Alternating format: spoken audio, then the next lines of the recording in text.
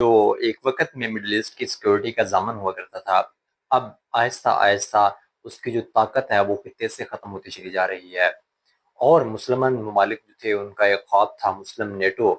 وہ بھی آہستہ آہستہ شرمندہ تعبیر ہوتا چلا جا رہا ہے۔ حالیہ دنوں میں سب سے اہم جو پیش رفت سامنے آئی وہ پاکستان، ترکیہ اور سعودی عرب کا دفاعی معاہدہ ہے، جس کو مکہ کے نام سے یاد کیا جائے گا، اور مکہ معاہدہ کے نام سے اس کو یاد کیا جا رہا ہے۔ یہ تینوں مسلمان ممالک جو اپنے لحاظ سے دنیا کی بڑی طاقتیں ہیں، ان کا آپس میں مشترکہ دفاعی معاہدہ جو ہے، اس نے پوری دنیا میں ایک نئی ہلچل مچائی ہوئی ہے۔ اس کی بنیادی وجہ یہ ہے کہ تینوں ممالک نے ایک ایسا معاہدہ کیا ہے جس کے مطابق اگر کسی ایک ملک کے اوپر حملہ ہوگا تو اس کو باقی دو ممالک کے اوپر حملہ تصور کیا جائے گا۔ تو یہاں سے آپ اس کی سنجیدگی کا اندازہ لگا سکتے ہیں۔ حالانکہ ان تینوں ممالک کی وزارت خارجہ نے علیحدہ علیحدہ بیان میں یہ بتایا ہے کہ یہ معاہدہ کسی خاص ملک کے خلاف نہیں ہے، انٹل کہ دوسرا ملک جو ہے وہ ان تینوں ممالک میں سے کسی کے اوپر حملہ نہ کر دے۔ کیونکہ بنیادی سوال یہ تھا کہ کیا اس کو خطے میں ایران جنگ کے تناظر میں دیکھنا چاہیے، کیونکہ ایران اور سعودی عرب کے آپس میں کلیش چلتے آ رہے ہیں۔ تو ترکیہ، پاکستان اور سعودیہ نے اس کو ڈینائی کیا ہے کہ یہ کسی بھی اسپیسیفک ملک کے خلاف نہیں ہے، البتہ ان تینوں ممالک کا آپس میں میوچل ایگریمنٹ ہے،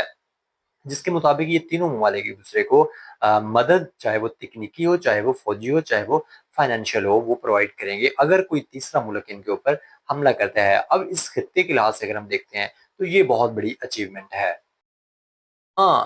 یہ بات بھی بہت اہم ہے کہ اس معاہدے سے بہت سارے ممالک جو ہیں ان میں ایک پریشانی کا عالم ہے، اور ان ممالک میں بھارت، اسرائیل اور ان کے جو اتحادی ہیں وہ ٹاپ پہ ہیں۔ اس کی بنیادی وجہ یہ ہے کہ پاکستان اور بھارت کی علاقائی جو کشیدگی ہے وہ مسلسل جاری ہے، اور دونوں ممالک ایک دوسرے کے ساتھ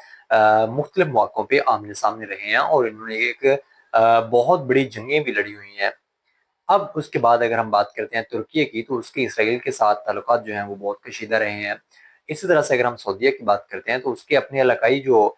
ممالک ہیں، جیسے کہ متحدہ عرب امارات، اس کے علاوہ یمن اور ایران کے ساتھ تعلقات کشیدہ ہیں۔ لیکن اس تناظر میں اگر ہم اس کو نہ بھی دیکھیں تو اس کو اگر ہم مشترکہ دفاعی معاہدے کے نام سے یاد کر لیں تو بھی یہ ایک بہت بڑی اچیومنٹ ہے ان تینوں مسلمان ممالک کی، جو ان کو یکجا کرے گی، اور تمام مسلمان جو کسی نہ کسی وجہ سے پریشان ہیں ان کے لیے داد رسی کے سبب بنے گی۔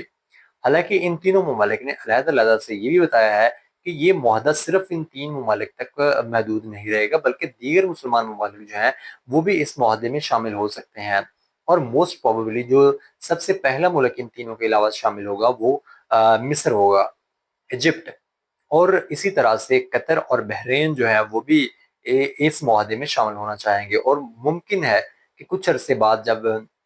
امریکہ اور ایران کی جنگ ختم ہو جائے تو پھر اس کے بعد ایران بھی اس معاہدے میں شامل ہو جائے، اور پھر یہ تمام مسلمان ممالک مل کے اسرائیل کا اور تمام دنیا کا جو مسلمانوں کو خطرات ہیں ان کا مقابلہ کر سکیں، اور جو فلسطینی مسلمان اس وقت اپنے مشکل ترین دور سے گزر رہے ہیں ان کو معاونت فراہم کر سکیں، اور آزاد فلسطین کی بنیاد رکھ سکیں، جو کہ او آئی سی کا بنیادی مقصد تھا۔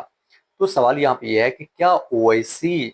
جس مقصد کے لیے بنائی گئی، اب یہ دفاعی معاہدہ جو ہے